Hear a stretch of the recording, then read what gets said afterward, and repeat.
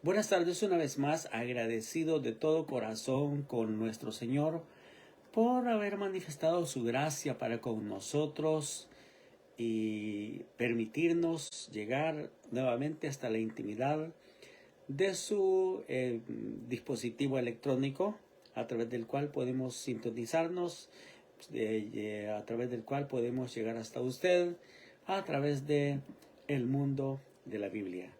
Dios es bueno y definitivamente nosotros no podemos decir otra cosa. Tenemos que proclamarlo, su bondad infinita, su fidelidad es para siempre.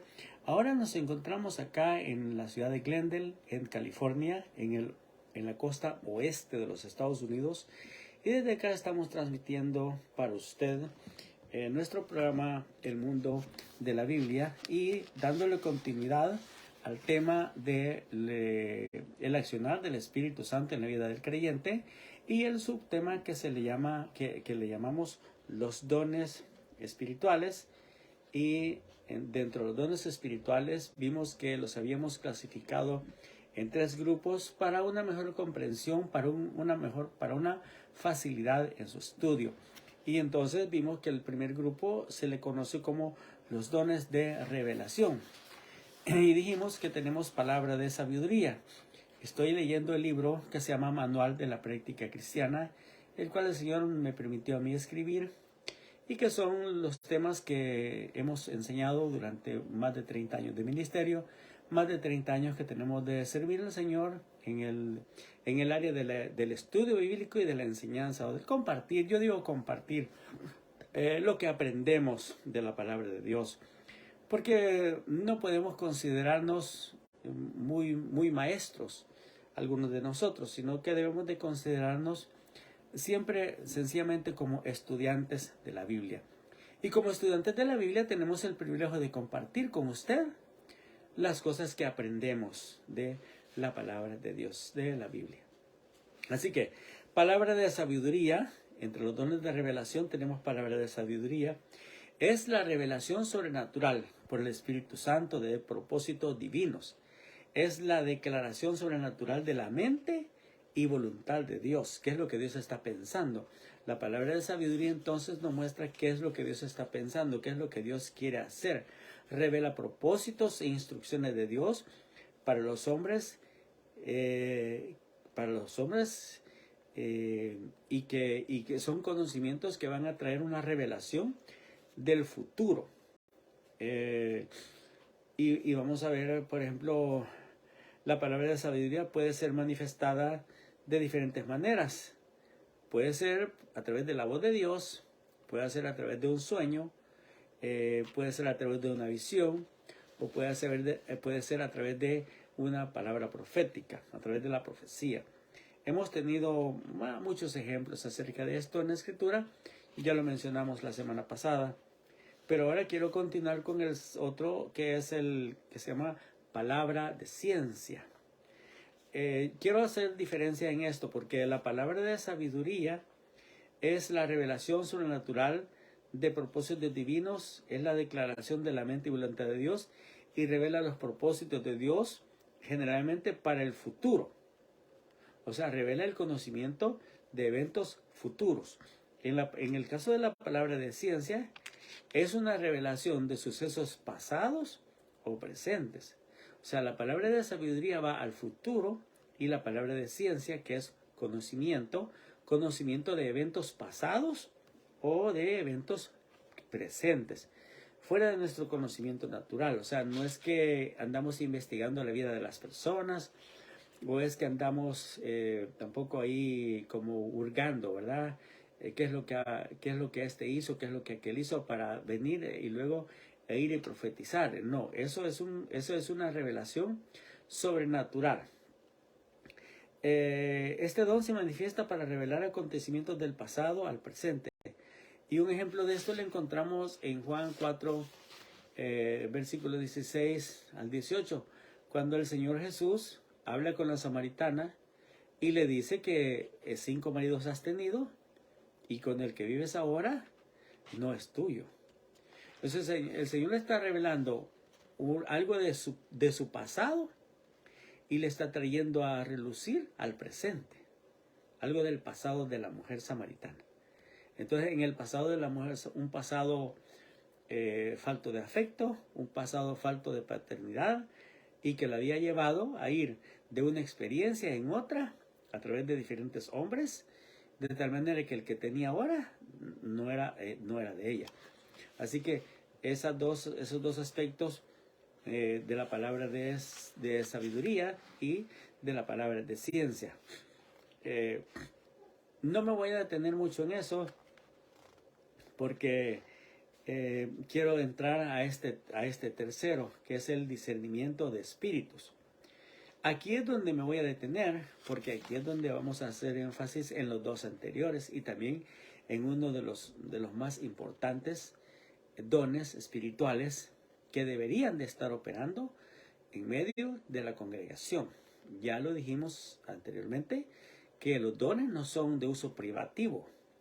O sea, tampoco son para ser ejercidos por dinero. No, sino que son para exhortación, para edificación y para consolación, no de un individuo, sino del cuerpo de Cristo, de la comunidad de creyentes. Entonces, discernimiento de espíritus, que es el tercero de este grupo, nos da una comprensión sobrenatural en el dominio de los espíritus, revelando cuál es el origen del espíritu que opera en una persona. Este don opera enteramente de una manera sobrenatural y las cosas que revela son del mundo espiritual. Por ejemplo, Pablo discernió en el espíritu, usando ese don, el origen y naturaleza del espíritu que operaba en Elimas, aquel hombre al que Pablo lo increpó y le dijo, ¿hasta cuándo cesarás de trastornar los caminos rectos del Señor? Elimas era aquel hombre que trataba de apartar de la verdad al procónsul Sergio Pablo. Sergio Pablo quería escuchar la palabra, pero Elimas le resistía. Así como que le decía, no le creas, no le creas. Este es el gran poder de Dios, mírame a mí, créeme a mí. Era un falso ministro, un falso profeta. Pero Pablo discernió con el Espíritu Santo las cosas que este hombre venía haciendo ahí, en ese lugar donde estaba el procónsul Sergio Pablo. Por lo menos se conocen 3 clases de revelación espiritual. Número 1, o sea, generalmente lo que opera dentro de lo que es las operaciones del espíritu, el accionar del espíritu en la vida de las personas es, primero, lo que se le conoce como el espíritu del hombre. En el caso del espíritu del hombre, lo que sucede es que generalmente este es fatalista y se basa en algún conocimiento de eventos relacionados con personas o con entidades. Entonces, alguien, por ejemplo, averigua algo que va a suceder y viene y lo anuncia a la congregación como una especie de profecía o como una especie de palabra de sabiduría o palabra de ciencia. Y él está diciendo que Dios le reveló que algo está pasando, pero tal vez él ha hecho una investigación de la vida de las personas y por eso está hablando, porque ha averiguado, viene siendo como la chismografía. Entonces esta persona está engañando al pueblo, y si el pueblo no conoce la palabra de Dios, y si el ministro también es una persona muy interesada que no conoce la palabra de Dios, se va a dejar engañar por esta clase de espíritus. Y eso se ha visto ya muchísimas veces, ¿verdad? Así que este tipo de discernimiento pues que hay que tener para saber si es el espíritu del hombre el que está hablando. Que como le dije, generalmente es fatalista y generalmente tiene que ver con eventos públicos, con eventos sociales, con cosas que están ocurriendo en la comunidad y que se aprovecha de ese conocimiento y lo da a conocer como una revelación dentro de la congregación. La otra es lo que se le conoce como la revelación de las tinieblas, que puede usar una parte de la verdad escritural para revelar una mentira como si fuera verdad, usando como canal al hombre que ama el protagonismo espiritual dentro de una congregación. Podría ser un creyente carnal, según lo que Pablo escribe a los Corintios en el capítulo 3, cuando se habla de los 3 niveles de la vida cristiana, que está el carnal, el espiritual y el otro, el que es completamente incrédulo, ¿verdad? El incrédulo, el cristiano carnal y el espiritual. Entonces, dentro de esta obra de las tinieblas, esta obra de las tinieblas puede manifestarse usando a individuos de esta clase, individuos carnales que pretenden tener protagonismo en medio de la comunidad de creyentes y pretenden traer revelaciones de cosas que pueden causar temor, de cosas que pueden ser medias verdades y medias mentiras. Pero como le digo, como la gente no conoce la escritura, entonces la gente puede dejarse llevar por la apariencia de estas personas. Porque estas personas tienen una apariencia de piedad que engaña. Tienen una apariencia religiosa, una apariencia de piedad, ¿verdad? A través de la cual engañan a las comunidades, engañan a los creyentes, engañan a los ministros. Porque existe esa enorme falta de interés en el estudio sistemático de la Escritura, de la palabra de Dios, por parte de los ministros, ¿verdad? Y lo lamentamos, pero eso es real, ¿verdad? Por eso es que son fácilmente engañados. De ahí surgen las herejías, de ahí surgen los engaños que causan perdición a las congregaciones. Así que, y por otro lado también tenemos el Espíritu de verdad, el cual procede de Dios y nunca va a contradecir la verdad escrita. Nunca. Por eso el apóstol Pedro dice que tenemos la palabra profética más segura, a la cual hacemos bien en estar atentos como una antorcha que alumbra en lugar oscuro, hasta que el lucero de la mañana resplandezca en nuestros corazones. La palabra profética es la Biblia. La palabra profética es la Escritura. La palabra profética no es la que cierto señor trae a la congregación. No, la palabra profética más segura es la Biblia. Quiere decir que hay una palabra profética que no es segura, y es la que tenemos que discernir. Esa palabra de ciencia que trae chisme, esa palabra de ciencia que trae parte bíblica y parte del conocimiento de los aspectos de la sociedad o de los aspectos propios de la vida de la comunidad y que vienen mezclados. Hay que tener mucho cuidado con eso, porque como le dije, así han surgido las falsas doctrinas, así han surgido los cismas dentro de las congregaciones, así surgen las divisiones y las herejías que causan división, que causan discordia entre los hermanos. Entonces hay que tener mucho cuidado pues con este aspecto de los dones de revelación, que como le dije, palabra de ciencia, palabra de sabiduría y discernimiento de espíritus. Para mí, que el discernimiento de espíritus es uno de los dones más importantes que se deben de tener en la iglesia, especialmente, y enfatizo, especialmente los ministros, los que están al frente de la congregación, los responsables del púlpito, los que se hacen llamar a sí mismos padres de las almas, los que quieren que los miembros de la congregación le llamen papá y mamá, o padre y madre. Ellos son responsables de tener discernimiento espiritual para no permitir que el manoseo sea introducido en medio de la congregación. Deben de tener discernimiento espiritual y bíblico.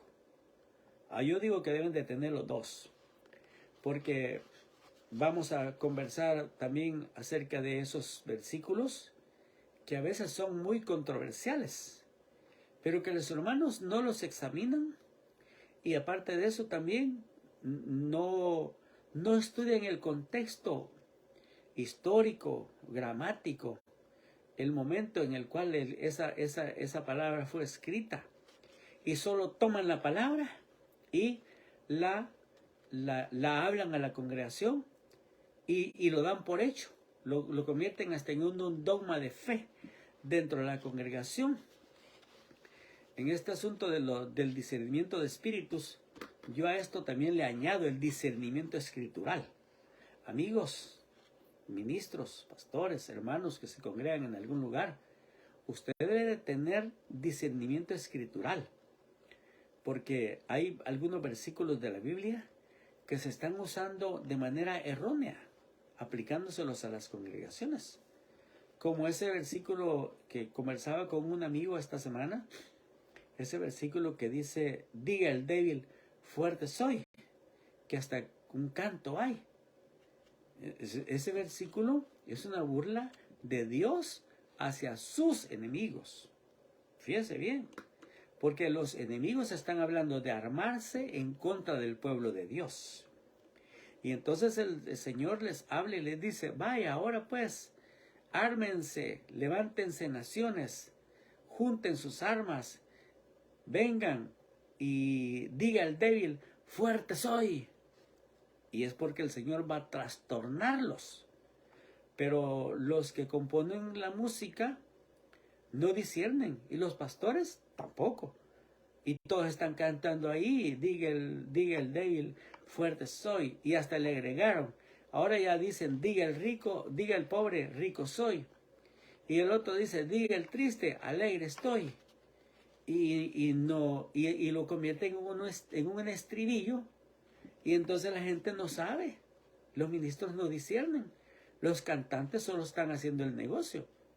Pero ese versículo que se usa tanto en la congregación es una burla de Dios hacia los enemigos de Israel. Porque como le dije, ellos están pensando en levantarse en contra de Israel.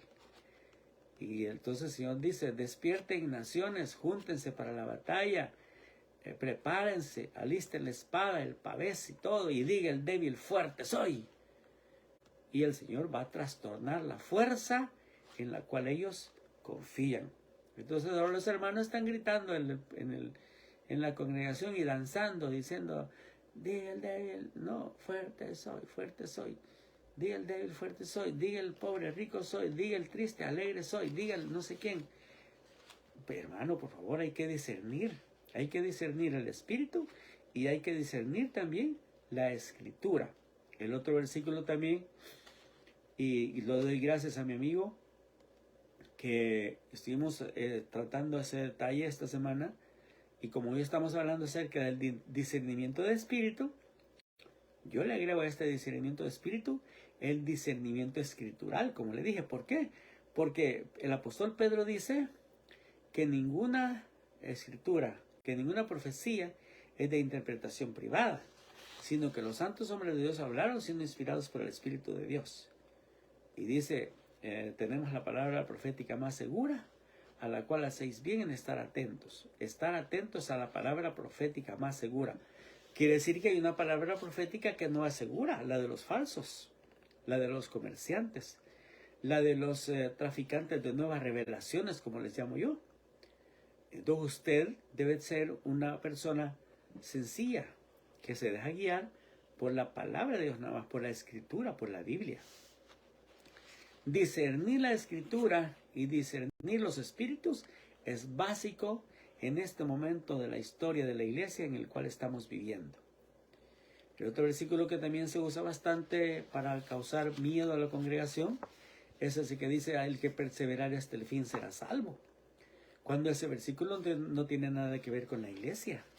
El Señor Jesucristo está hablando en el Monte de los Olivos, está hablando acerca de los días de la gran tribulación, cuando Israel será perseguido por el anticristo. La iglesia ya no está ahí.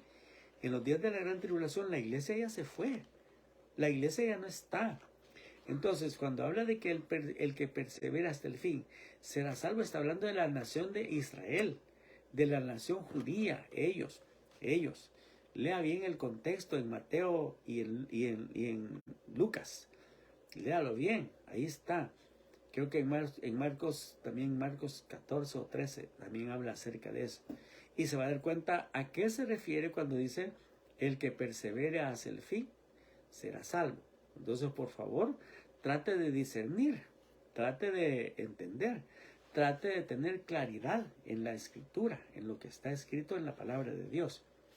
Otro versículo también que se usa mucho y que hay que discernir, y a qué se refiere el apóstol Pablo, es ese famoso que se le aplica a la gente cuando dice, todo lo puede en Cristo que me fortalece, hermano. Confiese, declare, hermano, declare que todo lo puede en Cristo que me fortalece. Usted es capaz de todo, usted tiene una gran capacidad, usted tiene un gran poder. Declárese victorioso, declárese vencedor, porque todo lo puedo en Cristo que me fortalece. Filipenses 4:13. Pero el apóstol Pablo está preso en la cárcel en esa época.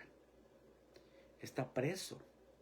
Cuando escribe la carta a los filipenses, él está preso. Y él le está hablando con agradecimiento a los filipenses de que ellos, donde quiera que él estaba, le mandaban una ofrenda. Que ellos eran los únicos que habían participado con él de los padecimientos, enviándole una ofrenda. Y le dice que recibió la ofrenda que le enviaron a través de Epafrodito. Todo lo he recibido, dice, de mano de Epafrodito, olor fragante. Gracias, dice. No es que busque dádivas, sino que procuro que ustedes sean encontrados llenos de abundante fruto. Porque a mí me da lo mismo, dice, yo sé vivir holgadamente y sé vivir en necesidad. Yo sé vivir en abundancia y sé vivir en escasez. Porque para mí, Cristo es el que me fortalece, Cristo es el que está en mí. Y si yo estoy en abundancia, sigo en Cristo. Y si estoy en escasez, sigo en Cristo. Porque yo todo lo puedo en Cristo que me fortalece. Así que, pero de todas maneras, yo les doy gracias a ustedes, filipenses, por ser tan colaboradores, ¿verdad? Por ser un ejemplo para los de Acaya. Entonces, hay que ver, pues, ¿verdad? ¿A qué se está refiriendo Pablo cuando habla estas palabras? Y así, otros muchos versículos que también se usan de una manera inadecuada, ¿verdad? Entonces, hay que tener mucho cuidado, hay que saber discernir, tanto espiritualmente como escrituralmente. Por favor, no se me pierda, no se me vaya de lado, no se me tuerza, diríamos, ¿verdad? O sea, no se aparte del camino trazado por la palabra de Dios, por los apóstoles y profetas que fueron los que trabajaron arduamente para que este libro que se llama la Biblia llegue a nuestras manos. No estoy hablando, otra vez insisto, ya voy a llegar a ese punto acá en este libro acerca de los ministerios, pero ahora estamos con los dones espirituales. El segundo grupo dentro de los dones espirituales es el que conocemos como los dones de poder. Y uno de ellos es el don de fe. La fe, es muy importante hacer diferencia entre las clases de fe. La fe que todo ser humano tiene por naturaleza. ¿Cuál es esa fe? Hasta la fe de los incrédulos, ¿verdad? Porque todo el mundo tiene cierto grado de fe. Por ejemplo, el que se levanta de mañana y a último minuto sale y enciende el motor de su carro, él tiene fe que el carro va a encender, que no va a fallar y que lo va a llevar hasta su trabajo. Igual el que mueve el switch para encender la luz de su habitación, sabe que la luz va a encender, tiene esa fe. la señora que se levanta temprano o el caballero que se levanta temprano y va a la estufa, a la cocina y abre la llave del chorro. Ese fe abre la llave y sabe que va a caer agua. Cuando se va a bañar, sabe que va a caer agua de la ducha. Y usted se imagina que él va y ya está listo y abre la llave y puro aire le sale. Sería una frustración, ¿verdad? Pero él sabe que no. Él sabe que cuando la llave del chorro se abra, va a caer agua. Él sabe que cuando la estufa le mueve el switch a la estufa, va a encender y va a poder calentar su café o lo que sea. Entonces, esa es una fe que todo el mundo tiene, ¿verdad? Está la otra clase de fe que es la fe en dioses, la fe en ídolos.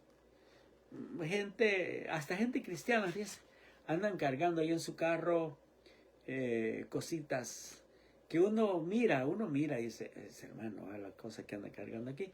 Pero pues no importa, ¿verdad? Cada quien tiene su fe en ídolos, por ejemplo. Fe en otros dioses, porque son ídolos, ¿verdad? Son ídolos, son sus dioses en los que creen, ¿verdad? Andan una camándula, por ejemplo, colgando ahí, algunos hasta 3 camándulas, y dicen, esta está bendita porque esa me la trajeron del Vaticano, ¿va? O esta está bendita porque esta me la trajeron de a saber dónde, mencionan cualquier lugar, ¿verdad? Pero esa es la fe de ellos, es un tipo de fe. Otra fe es la fe en Cristo, la fe que salva, que la tienen los creyentes, ¿verdad? El que ha nacido de nuevo, el que confesó sus pecados y puso su fe en Jesucristo y que es salvo. Ese es otra clase de fe. Hay otra fe en las promesas de Dios. ¿Qué es lo que Dios le ha prometido a usted? Bueno, le ha prometido vida eterna, le ha prometido que usted, si muere, usted va a resucitar juntamente con Cristo. Le ha prometido cuántas promesas Dios le ha hecho a usted. Usted lo sabe, más que yo, ¿verdad? A mí, yo las promesas que tengo no es porque Dios me las haya dicho así, Eduardo, te voy a dar tal cosa. No, porque nunca he creído en eso. Yo he creído en lo que la Biblia dice. Yo leo la Biblia y yo me aferro a las promesas de Dios que están escritas ahí. Y si en la Biblia, por ejemplo, dice, de cierto te bendeciré, de cierto te voy a sanar de tus enfermedades, de cierto yo he alejado como nube tus rebeliones, de cierto tus pecados serán borrados, de cierto te digo que, bueno, ¿cuántas promesas hay en la Biblia que uno se las puede apropiar, ¿verdad? Apropiarse por la fe de las promesas de Dios. Y hay otra fe que es un don sobrenatural del Espíritu Santo. Ese don de fe es dado por Dios en forma sobrenatural por la operación del Espíritu. Es una fe en lo que parece imposible. Por medio de este don veremos lo sobrenatural de Dios obrando en nuestras vidas. Entonces, ese don de fe, por ejemplo, usted alguna vez ha tenido fe para ir y poner sus manos sobre un enfermo, confiando que ese enfermo va a sanar. Y usted ora por esa persona, le impone la mano porque usted dice, Señor, tu palabra dice que a los que creen pondrán su mano sobre los enfermos y estos sanarán. Y yo, confiado en esa palabra, yo tengo fe en esa palabra y pongo mi mano sobre este enfermo y te ruego que confirmes tu palabra, Señor. Y usted pone sus manos y le dice en el nombre de Jesús, amén, adiós, y usted se va. Puede ser que a los 2 o 3 días alguien le diga, mire, aquella persona porque usted fue a orar está sana, fíjese que al siguiente día amaneció bien, sin dolores ni nada, y gracias a Dios, o en el hospital de repente usted fue a orar por alguien que estaba como desahuciado, y usted fue a orar por una persona o la persona le dijo, por favor, Señor, ore por mí. Usted andaba visitando a su familiar ahí en el hospital y una persona oyó que usted estaba platicando con su familiar y le dijo, disculpe, hermano, o disculpe, señor, o disculpe, señora, ¿puedo orar por mí antes de irse? Y usted dice, sí, con mucho gusto, ¿verdad? Y ora por esa persona y de repente esa persona se levanta. Entonces quiere decir que el don de fe operó a través de usted, porque es una operación sobrenatural de parte de Dios. operó el don de fe para que usted mirara la realización de algo que no podía hacerse de manera natural. En el caso, digamos, de Esteban, que lo encontramos en el capítulo 6 del libro de los Hechos, Esteban era un diácono. Uno de los 7 diáconos que fueron elegidos. Me estoy tomando un té bien rico, que me lo hizo Tony. Gracias, Tony. Para los que no saben, Tony es el esposo de Andrea. Andrea, nuestra hija que vive aquí en Glendale, California. Estamos en la casa de ellos ahorita. Entonces, Tony tuvo la amabilidad de hacerme un té, porque le dije, yo voy a hacer el programa ahorita. Y entonces me dijo, ¿querés un café o querés? Hay un té, Tony. Le dije, hoy me hizo un té rico, aquí está, me lo estoy saboreando. Así que gracias, Tony, Dios te bendiga. Entonces, Esteban era uno de los 7 diáconos que realizó, dice que estaba lleno de gracia y de poder. Pero cuando si nosotros pudiéramos leer griego, pero la mayoría de nosotros no sabemos. Todos nos guiamos por alguna referencia que encontramos, ¿verdad? Donde dice que ¿cómo se llama? Que el griego, que la palabra griega es esta. Entonces la palabra griega que se usa aquí es la palabra pistis. En vez de gracia, es pistis. Y pistis se traduce como fe. Entonces quiere decir que Esteban estaba lleno de fe y de poder. Naturalmente la fe era lleno de gracia, está, ¿verdad? Pero la fe y el poder estaban con él y por eso es que hacía grandes señales en medio del pueblo. Hacía grandes prodigios y señales. ¿Verdad? Aquel chico diácono, nomás que terminaba de servir las mesas y se iba allá afuera a predicarle al pueblo la palabra de Dios, a predicar el evangelio. Y el Señor lo respaldaba con señales y prodigios milagrosos. Tanto que la gente se alborotó, ¿verdad? Y usted sabe, terminaron apedreando a Esteban. Así que el don de fe, entonces, es ese regalo, es ese don que sobrenaturalmente, todos los dones son sobrenaturales. Por eso siempre voy a enfatizar eso. que Dios permite que uno pueda ver cosas increíbles, cosas que humanamente no pueden ser posibles, ¿verdad? Así que el segundo de este grupo de dones de poder se llama el hacer milagros. Ya ve cómo está relacionado lo que Esteban hacía. Hacía prodigios y señales, o sea, lo que se le llama milagros. Por medio de este don, lo sobrenatural de Dios opera en nosotros. Lo sobrenatural de Dios opera en nosotros por medio de este don. De formas con maravillas, con prodigios, con señales, los cuales traen consigo una certificación de Dios. Un milagro rompe con las leyes establecidas por la naturaleza. Como uno de los ejemplos que podemos encontrar en la Biblia, ¿verdad? De parte de nuestro Señor Jesucristo, es cuando milagrosamente se transformó el agua en vino. Claro, ha habido ejemplos en nuestro tiempo de diferentes clases de milagros que han sucedido en las personas. Yo he sido testigo de milagros que han sucedido en personas que fueron sanados milagrosamente, pero así, como que digamos, como que cuando lo natural se detiene y da paso a lo sobrenatural, estamos ante un milagro. Cuando lo natural se detiene y da paso a lo sobrenatural, a eso se le llama un milagro. Puede ser un evento de la naturaleza, puede ser un evento en el plano de la salud física de una persona, podría ser un evento en el plano del área espiritual de una congregación. En el caso de un evento natural, un evento de la naturaleza, podría ser que la lluvia se pare, por ejemplo. Que la tempestad se detenga, porque un hermano dijo, Señor, calma la tempestad.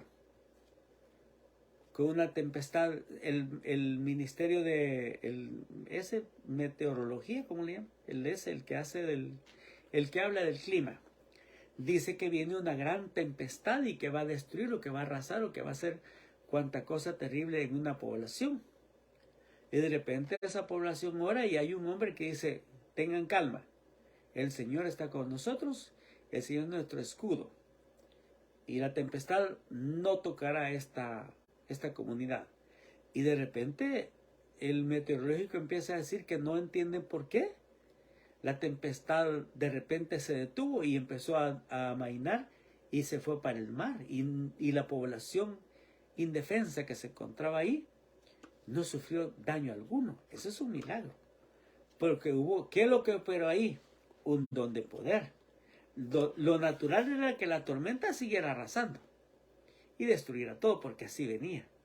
Pero ahora sucedió lo sobrenatural gracias a la fe de alguien, porque el centro de esto es la fe.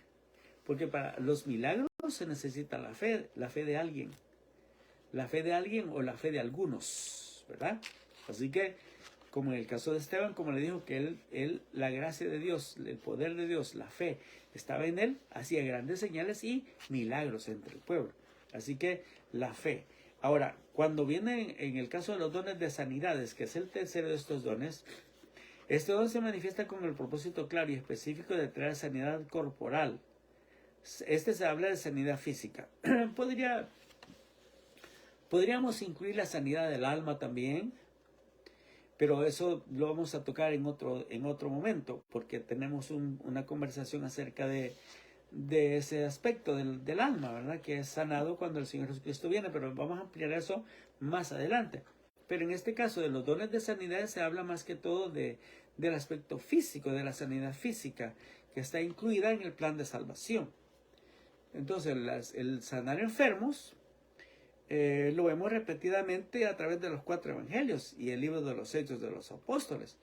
Al leer la primera carta a los Corintios, capítulo 12, verso 9, donde habla de los dones, habla de que las sanidades, lo habla como en plural, no es la sanidad, sino las sanidades, dones de sanidades.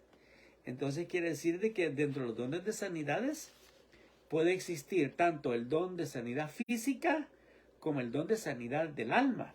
Y eso lo vamos a ver más adelante, como le dije, ¿verdad? Así que un creyente que recibe la manifestación de Dios en uno o más de estos dones puede ser usado por Dios en la sanidad de ciertas enfermedades, pero no siempre en todas. O sea, no hay que confundirse, porque vamos a decir esto, mire, óigame esto.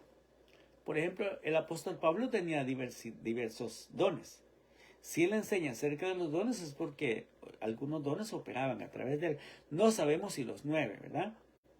Pero algunos dones operaban a través de la vida del apóstol Pablo. Sin embargo, Pablo mismo estaba enfermo. Eso es una controversia, ¿verdad? O una paradoja, o como usted le quiera llamar. Pero el apóstol Pablo tenía una enfermedad muy dolorosa y vergonzosa.